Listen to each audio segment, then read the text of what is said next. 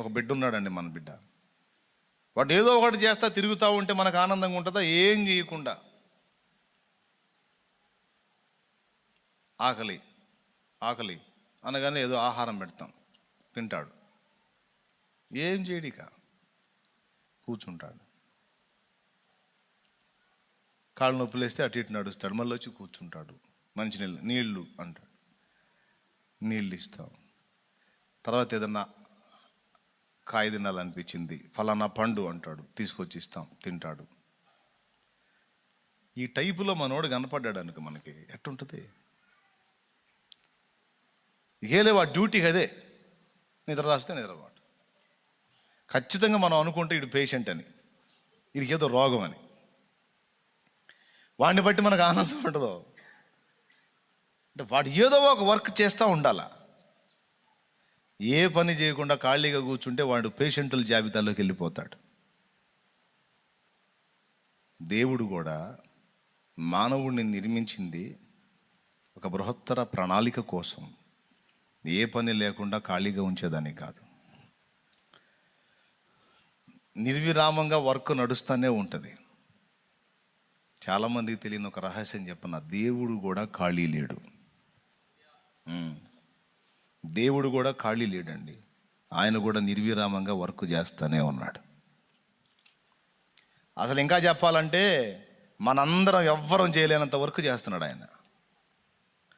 పట్టుమని 2 పిల్లల్ని పెంచలేక జుట్టు బీక్కుంటున్నాం. లింగులింగుమంట 2 పిల్లల్ని, కానీ ఆ 2 పిల్లల్ని పెంచలేక జుట్టు బీక్కుంటున్నారు నేటి తరపు ప్రజలు. మన అమ్మోళ్ళ సంగతి చూస్తే 8 మందిని, 1/2 డజన్ మందిని, 1 డజన్ మందిని కానీ అలాగే పెంచేశారు. సరే, వాళ్ళకు కూడా ఒక పరిమితి, 10-12 మంది. కానీ 20 మందిని పెంచడం వాళ్ళకి కష్టమే. 20 మందిని మొన్న ఏదో పేపర్లో చూశాను, ఒక ఆయనకి 46 మంది పిల్లలు ఉన్నారు. 46 మంది పిల్లలు. టెన్షన్ పడకండి, ఒక్క భార్య కాదులే, 3-4 ఉన్నారు. దేవునికి స్తోత్రం కలుగును. అల్లే మళ్ళీ మీరు ఆందోళన పడారు. అంతమంది ఉన్నారు. మొత్తాన్ని కలిపి చిన్న సైజు కూటం పెట్టినట్టు నిలబడ్డాడు. ఇంకా ఆయన కూటం పెట్టుకుంటే ఎవరు రావాల్సిన అవసరం లేదు అసలు. అయితే గొప్ప సంగతి ఏంటంటే ఆయన క్రైస్తవుడు కాదులే, ఆయన వేరే మతానికి చెందినటువంటి వ్యక్తి. మనకు ఆ ఛాన్స్ దేవుడికి లేదుగా. ఒక పురుషునికి ఒక్క స్త్రీ, ఒక స్త్రీకి ఒక్కడే భర్త. ఏమంటే భూమి మీద మనం ఒక 20 మంది పిల్లల్ని పెంచాలంటే అయిపోతాం. కానీ కోట్ల మంది మనుషులను, అంతకంటే ఎక్కువ సంఖ్యలో ఉన్న దూతలను, సకల చరాచర ప్రాణికోటిని, ఒక సముద్రాన్ని మీరు తీసుకుంటే ఎన్ని లక్షల కోట్ల ప్రాణులు ఉంటాయో మనం చెప్పలేం.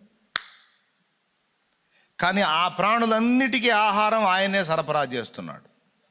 ఇది వాస్తవమా కాదా? పక్షుల్ని పోషించేది ఎవరు? సముద్రంలో ఉన్న సకల చరాచర ఆ సముద్ర ప్రాణుల్ని పోషించేది ఎవరు? చేపలకు ఫుడ్ పెట్టేది ఎవరు? కుక్క పిల్లని ఒకదాన్ని పెంచుకున్నాం అనుకో, పాపం అది పెద్ద అయ్యేసరికి ఎన్నిసార్లు ఎండుద్దో దాని కడుపు.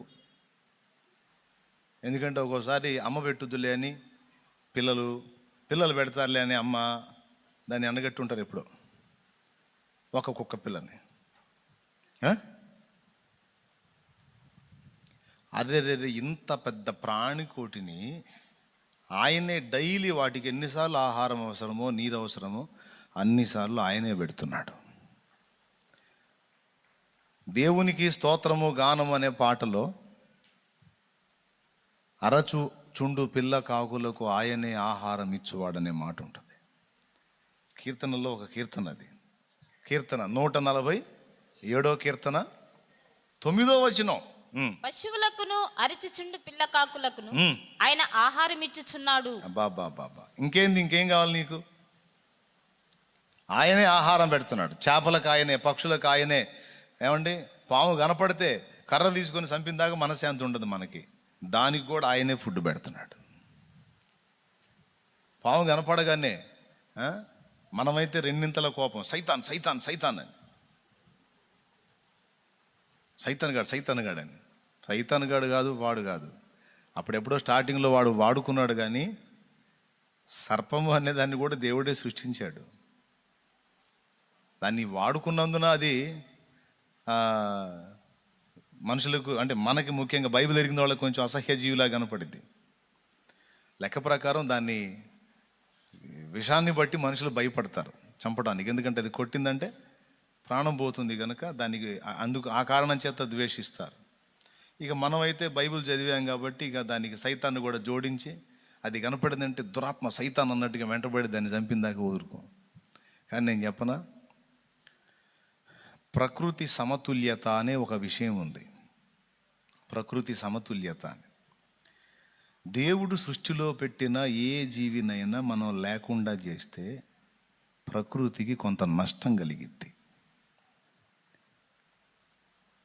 దేవుడు సృష్టిలో పెట్టిన ఏ జీవినైనా ఆ జాతిని, ఉదాహరణకి సర్పజాతినే లేకుండా చేద్దాం, అప్పుడు ఎలుక జాతి విస్తరించిపోద్ది, కప్పల జాతి విస్తరించిపోద్ది, ఇక ఇతరత్ర కొన్ని పురుగు జాతి విస్తరించిపోద్ది. అర్థమైందా? అందుకని ప్రకృతి సమతుల్యత. మనకి మించి ఏది విస్తరించకూడదు. దేవునికి స్తోత్రం కలుగునుగాక. నోవా జలప్రళయంలో మనుషులతో పాటు జంతువుల్ని కూడా లయపరిచాడని ఉంది కదా. జంతువులు ఏం చేసినాయి? మనుషులంటే దుర్మార్గులై దేవునికి వ్యతిరేకంగా తిరిగి తమ మార్గాలు చెరిపేసుకున్నారు గనక మనుషుల్ని చంపాడు అనుకుంటే అర్థం ఉంది. జంతువులు ఏం చేసినాయండి పాపం? మరి వాటిని ఎందుకు లయపరిచాడు? వాటిని కూడా అంటే మానవులను మాత్రమే లయపరిచి జంతువులు ఉంచాడు అనుకో, మనుషుల కంటే జంతువులు విస్తారంగా విస్తరించి ఉంటాయి. ఇక వీళ్ళు జంతువులను ఉపయోగించుకోవటం కాదు, అవి మొత్తం కలిసి వీళ్ళంగా చేస్తాయి. అందుకని వాళ్ళకి ఎంతవరకు అవసరమో, ఎంత సంఖ్యలో జంతువులు ఉంటే వాళ్ళకి క్షేమమో, వాటన్నిటినీ నోవహు ద్వారా ఆ శేషాన్ని ప్రతి జాతిలో నుండి రెండు కాడికి నోవహు చేత భద్రం చేయించి వాటి ఉనికిని నోవహు దగ్గర కాపాడి, ఇక మిగతా వాటన్నిటినీ మనుషులతో పాటు వాటిని కూడా లయపరిచాడు. మనుషులకేమో తీర్పు ఉంది, జంతువులకేం తీర్పు లేదు. చక్కగా అవి ఏ నేల నుండి తీయబడిందో ఆ నేలలోనికి వెళ్ళిపోతాయి. ప్రాణులు కదా అవి. మానవుడికి శేషం ఉంటుంది, ఎందుకంటే మానవుడు ఆత్మ గనుక. జంతువుకి శేషం ఉండదు. చచ్చిపోయిందనుకో ఇంకా అది ముగిసిపోద్ది అంతటితోనే. ఇప్పుడు భూమి మీద మనం పెంచిన పెంపుడు కుక్క ఉందనుకో, మనం రేపు పరలోకం పోయినాక అది అరుచుకుంటా రాదు మన దగ్గరికి. నువ్వు వెళ్ళి అడుగుతావు, ప్రభా మా కుక్క పిల్ల కనపడలేదు ప్రభా, ఎక్కడుంది ప్రభా అంటే, అది ఎక్కడుంది నాయన, అది ప్రాణి అప్పుడే అయిపోయింది అంటే, నాకు దాన్ని చూడాలని ఉందంటే అవసరమైతే నీ కోసం దాన్ని రప్పించి, దాన్ని అవసరమైతే అలాంటి దాన్ని చేసి ఇస్తాడు. లేదంటే ఓ చిటికేసి ఆయన అంతకుముందు నిర్మూలపరిచిన దాన్నే మళ్ళీ నీ కోసం తీసుకొచ్చి చూపించవచ్చు. ఆయన అట్లాంటి పిచ్చి కోరికలు మనం గౌరవంలే, ఎందుకంటే అక్కడ పోయినాక మెదడు బాగా పనిచేసింది, మనకి మహిమ గల మెదడు కదా. కాబట్టి మా కుక్క పిల్లను ఒక్కసారి చూడాలని ఉంది ప్రభా అని అడగంలే మనం. మరీ అంత అధ్వానంగా అడిగితే అవసరమైతే ఓ చిటికేసి చూపిస్తాడు, కానీ కుక్కపిల్ల ఆత్మ మాత్రం మనకు కనపడదు అక్కడ, ఎందుకంటే అది ఉండదు. సినిమాల్లో చూపిస్తుంటారు చచ్చిపోయిన కుక్క ఆత్మగా తిరుగుతున్నట్టు. వాళ్ళ ఇష్టం, వాళ్ళకి ఏది డిఫరెంట్ అనిపిస్తే అది పెట్టి చూపిస్తుంటారు అనమాట. కారులో కూడా ఆత్మ ఉంటుంది. వాళ్ళ ఇష్టం, దేనిలోకైనా పంపిస్తారు. చూసేవాడు బకరా అయితే ఏమైనా చూపిస్తారు వాళ్ళు. దేవునికి స్తోత్రం. మన హీరోలు అసలు ఊరక అట్లా కళ్ళు తెరిచి అట్లా చూస్తేనే ఎక్కడెక్కడ ఆగిపోతుంటాయి, ప్రపంచమే స్తంభించిపోతుంటుంది. మరీ మనోళ్ళు విడ్డూరం అన్నమాట, మన సినిమా వాళ్ళు. అసలు మరీ చిటికేస్తే చాలు ఎక్కడెక్కడే అని గాలు లేచిపోతా ఉంటాయి. ఒక టైర్ కూడా లేవదు మామూలుగా మనోడికి.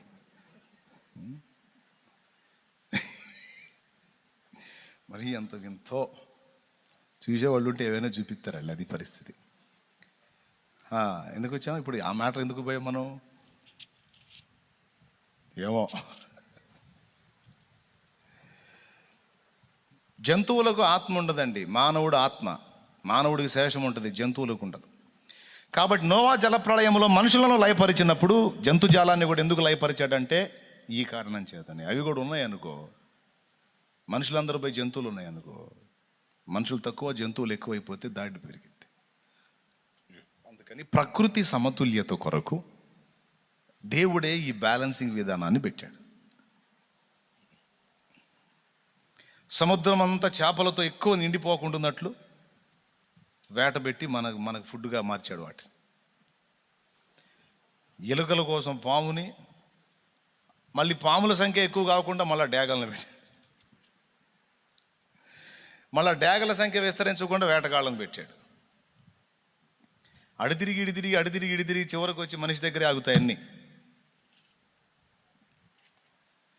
బోల్డ్ అంత మ్యాటర్ ఉందిలే ఆలోచిస్తే. ఇంతకు అసలు ఇటెందుకు వచ్చాం మనం? ఏమో, జంతువుల దగ్గరికి ఎందుకు వచ్చామండి? సమస్తమును పోషించుచున్నవాడు ఆయనే. ఇద్దరు పిల్లల్ని కానీ వాళ్ళని పెంచడానికి గందరగోళం అయిపోయాం మనం. ఇంతమంది మనుషులను సృష్టించినటువంటి దేవుడు మనుషులందరికీ కూడా ఎప్పటికప్పుడు ఆహారం ఆయనే అందిస్తూ ఉన్నాడు. నేను చెప్తున్నాను, జంతుజాలానికి, మనుషులకు, పక్షికి, ప్రాణికోటికి, సకల చరాచర జీవం అంతటికీ కూడా ప్రతిరోజు ఆయన సీరియస్గా తీసుకొని వాటిని పర్యవేక్షిస్తున్నాడంటే అసలు దేవుని కంటే ఎక్కువ శ్రమ పడేవాడు ఎవరున్నారండి? అందుకే దేవుడు సైతము నిరంతర శ్రమజీవియే.